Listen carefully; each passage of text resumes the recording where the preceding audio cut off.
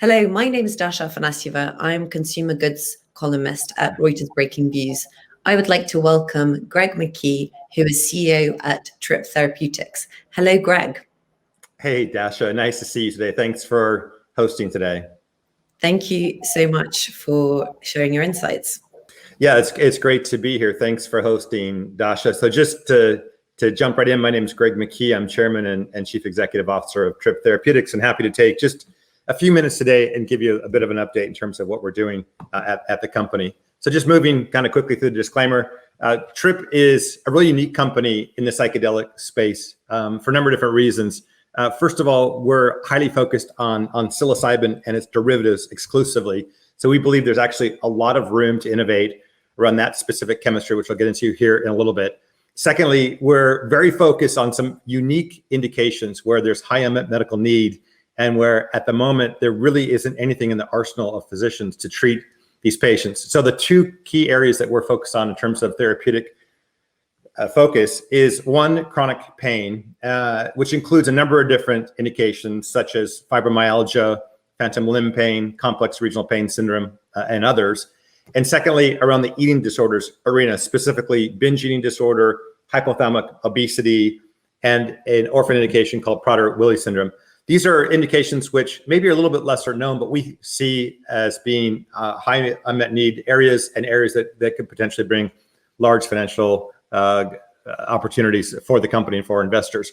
Thirdly, we have assembled a team that is very much focused on the generation of ethical pharmaceuticals. Every one of us here has spent multiple decades working in the drug development, biotech, and pharmaceutical industries, and I think that brings a whole body of expertise to Tryp that's unique and quite critical for us as we move our compounds forward.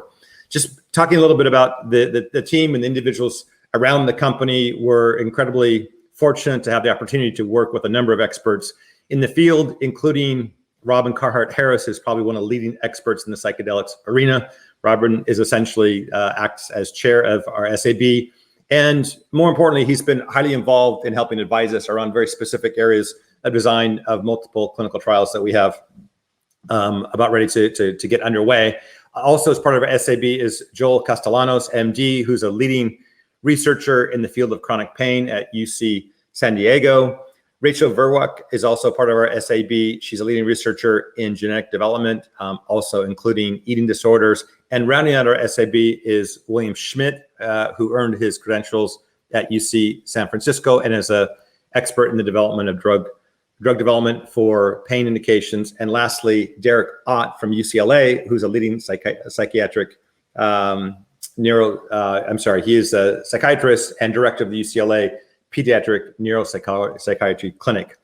Our team at Tryp is composed of the following individuals, including, starting out with Jim Gilligan, who is our president and chief science officer. Jim leads a team of a number of different individuals in our company. Jim's got 35 years of experience in R&D and clinical development in particular. His training as a PhD scientist is in pharmacology, which makes him perfectly positioned to work with us around our novel formulation, our novel route of administration, and a number of other areas where we are innovating to bring this therapy to patients in a novel platform that we think will potentially have greater efficacy and have a better safety profile. Luke Hayes is our chief financial officer, and he brings about 20 years of life science experience, as well as experience in the finance and venture capital markets.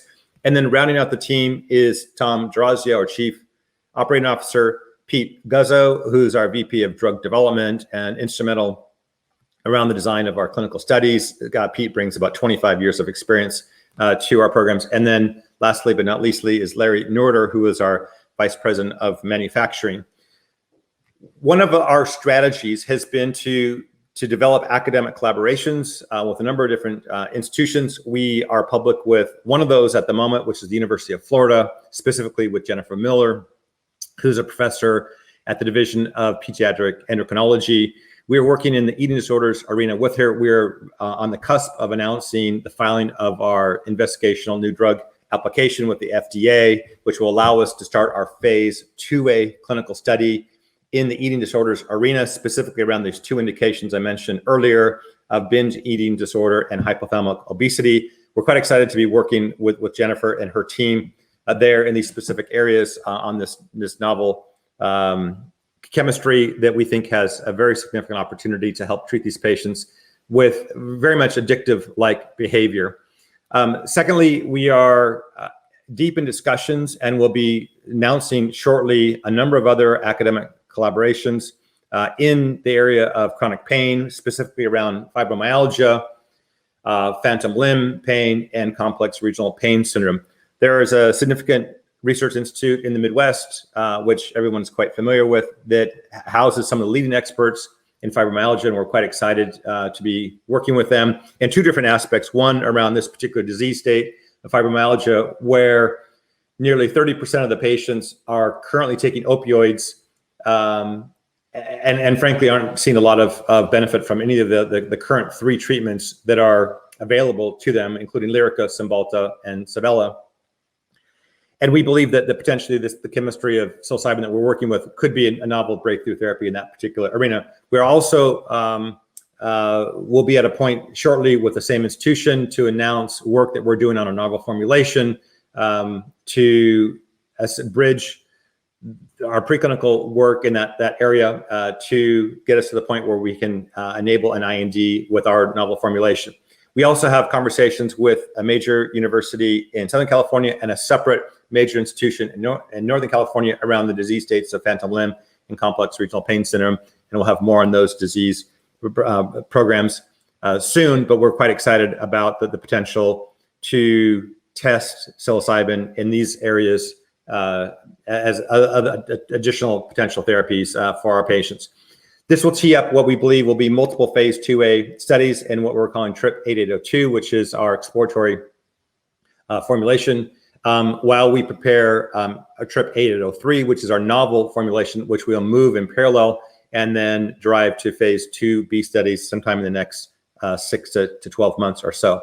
We're spending a considerable amount of resources, time, and effort around innovating, specifically around the route of administration, around dosing, the dose regimen, and other elements of a novel formulation that we'll be able to speak to in more detail over the next coming months.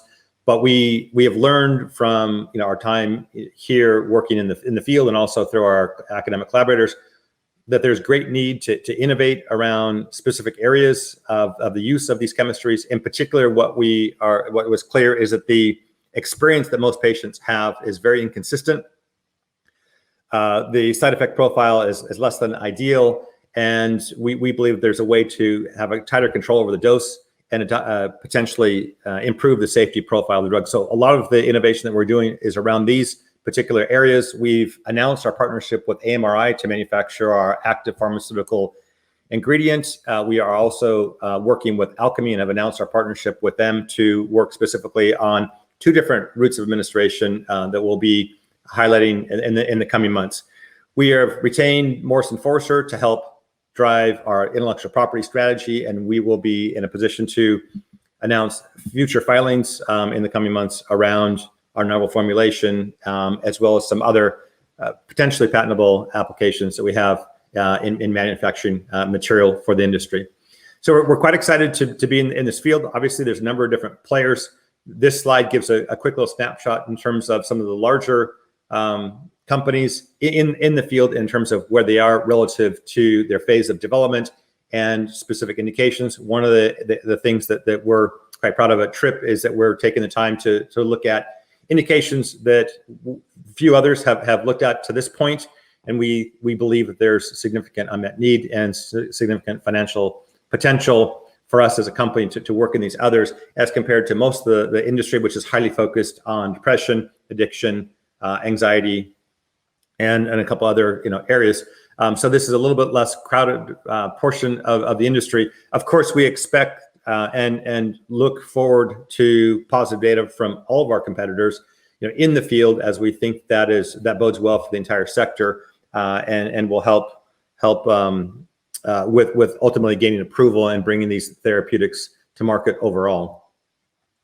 We're currently traded on the Canadian Securities Exchange. We have about 90 million shares outstanding. Our market capitalization is roughly about $40 million relative to some of the other companies in the industry. We think that we're highly undervalued. Granted, we're a little bit behind in terms of the phase of development, but that will be changing relatively soon, as we expect to be announcing the initiation of multiple phase 2A studies shortly. And so we think that this is a great opportunity from an investment perspective to begin to get involved at Tryp at this stage. Over the next 6 months, we anticipate a number of different key milestones, including the initiation of at least 2 phase 2A clinical studies. We also be announcing several clinical research collaborations, as I sort of described earlier. And we will also, we anticipate having completed CGMP manufacturing of synthetic psilocybin later this summer, and also be in a position to file a number of different intellectual property applications in the next coming months. So it's great to be here, and thank you very much for the opportunity to provide a little bit of an update on Tryp Therapeutics. Thanks so much, Greg. I just wanted to sort of go back to the process of collaborating with researchers and really ask you about more generally how this research is funded and how you've managed to get so much done. Following what was effectively not sort of a massive IPO. Where else has your funding come from? Right. So we find that our work with academic collaborators is a critical step and a critical element of the resources around the company. We're a highly virtual company at this point. I anticipate that will remain that way. So we rely on the expertise of academics, in particular around their expertise in specific therapeutic indications. So each one of the institutions that we're working with has very specific knowledge of fibromyalgia, say, for example, phantom limb pain, eating disorders, for example, with Jennifer Miller, and so on and forth. And so that's a critical part of our strategy, is to collaborate with academics who frankly, have been working in these fields for a long period of time. In terms of, the funding, of course, we're publicly, traded, and we will fund some of the research, through those collaborations. Ourselves, of course, the academic institutions also are funded through a number of different sources, including, grants. One of the things that we hope that we bring to the table, besides, ultimately our novel formulation and materials, but we also, bring a lot of development expertise as well as capital, and also, frankly, we help enable then these institutions to be at a point where they can publish data from these studies, which is a critical element of how they, of course, file for grants with the likes of the National Institute of Health and other large government-funded, research and grant writing organizations. So that's definitely a critical element of how we operate. It certainly enabled us the opportunity to test psilocybin in a number of other disease states that likely would be out of reach for us. But because of the deep expertise that these groups have, we're able to combine our understanding of psychedelics and the specific chemistry with their understanding of the specifics of these patients with these in these therapeutic indications. Excellent. But essentially, is it always also a way for investors to kind of, effective collaborations? Are they a way for investors on the market to get more bang for their buck, particularly when it pays the money? For sure, because we're leveraging expertise, across a couple of different platforms, right? Which I think is a critical element of how the industry functions. Frankly, I've been really impressed with our ability to, and frankly, just surprised in a very positive way, of the willingness and openness of academic institutions to collaborate, to work with industry. I think everybody is highly motivated across the same perspective to ultimately help patients, and certainly from an investor's perspective, this helps leverage their capital, because rather than sort of building all sorts of infrastructure, for example, and building a large medical team and trying to accumulate, frankly, what is decades of expertise, we're able to tap that through these collaborations, and then leverage our financial capital much more effectively than if we had done this on our own. Right. And I was also really interested in that slide that showed your peers and sort of how far along they were, and the medical areas that they chose to tackle. And it's interesting to see that obviously you IPO'd quite recently. Why did you choose to do it at that time? As you said, sort of you were earlier in the process than maybe some of these bigger peers. What was behind that decision?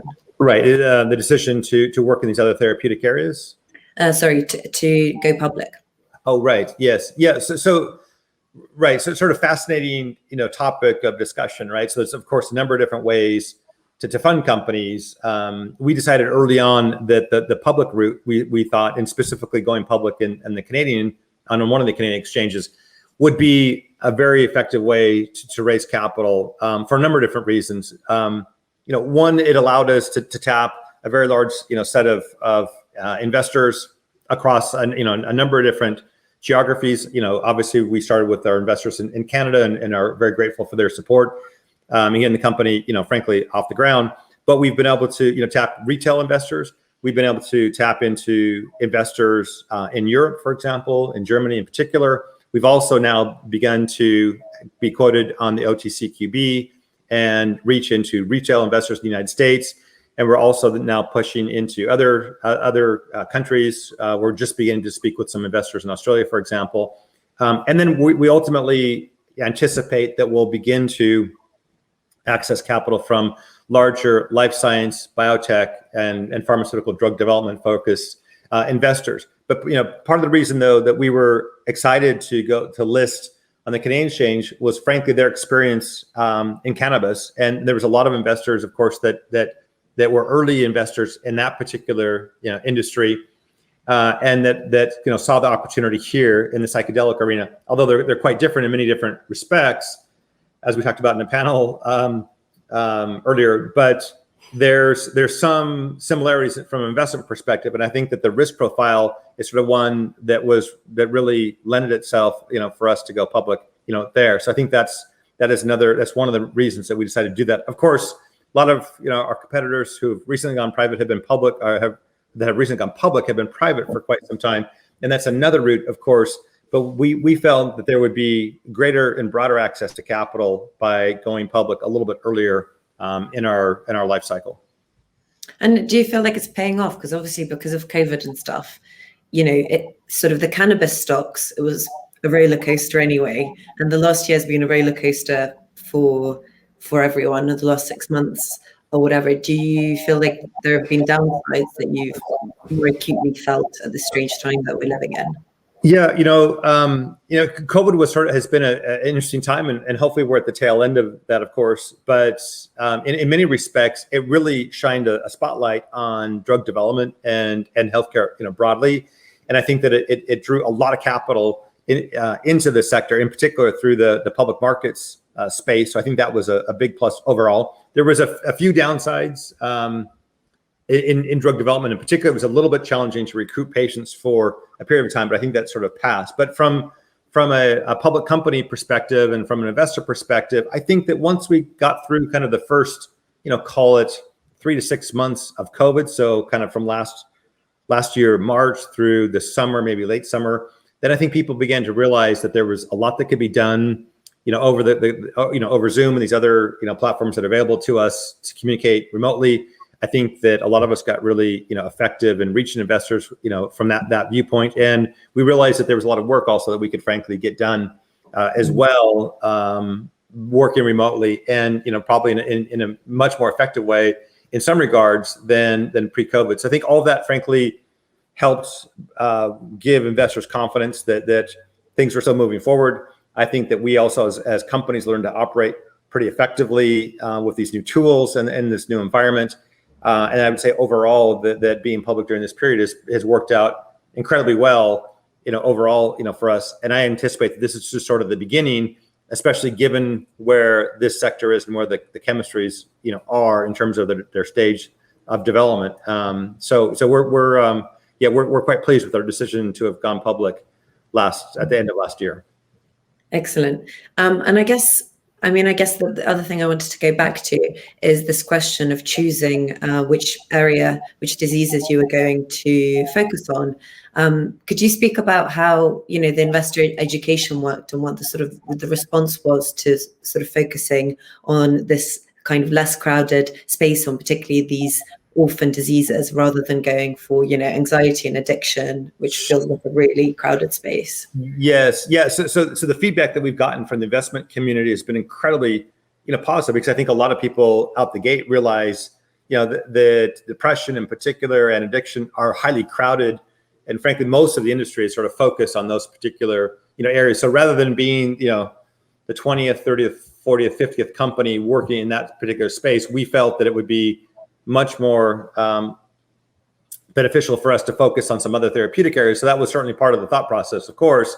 But frankly, what was happening in parallel was that we were having various different conversations with different academic collaborators and potential collaborators. And what we picked up on really early was that there was a lot of evidence and a lot of theories that psychedelics could work in a number of other areas outside of depression and addiction. And so frankly, it was the academic collaborators and their, the evidence they presented to us, and those conversations we had with them that really, drove us to the decision to work, in other areas. But I think both of those have played out very well. And frankly, at the end of the day, we feel that there's plenty of individuals, sadly, unfortunately, that are impacted by these diseases, but where we think there's a tremendous, upside, and frankly, anywhere that as a drug development company where you can bring their new, novel therapeutic treatments to bear, I think is a real positive. So the feedback that we've gotten from the investment community is positive, and I would anticipate that as we continue to head into the clinic and as we begin to dose patients and then ultimately start sharing data which we anticipate will have will show positive results. As we demonstrate that data, we expect that the feedback that we'll get from investors will continue to be very positive. Great stuff. Good to end on a positive note. Thank you so much, Greg. Of course. Yeah. Thank you for hosting, Dasha. Great to be here with you today. Thank you.